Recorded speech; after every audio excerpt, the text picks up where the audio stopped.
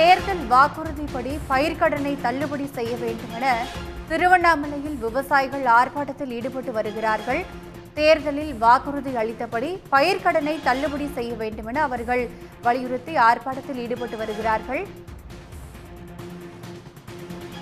எங்க கோரிக்கை என்னன்னா, முதலமைச்சர் அவர்கள் தேர்தலுக்கு முந்தி கொடுத்த வாக்குறுதி சிறு குறு விவசாயிகளுக்கு பாதி தள்ளுபடின்னு இப்போ சொல்லியிருக்காரு. முழு கடனையும் தள்ளுபடி பண்ணுறேன்னு தேர்தல் அறிக்கையில் சொன்னார்.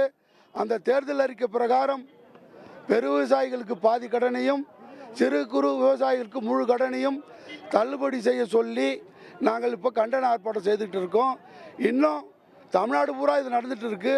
இது வரைக்கும் முதலமைச்சர் அவர்கள் நாங்கள் பரிசீலனை பண்ணுறோம், முழு கடனையும் தள்ளுபடி செய்கிறோம் அப்படின்ற எந்த ஒரு அதிகாரப்பூர்வமான அறிவிப்பை வெளியிடலை.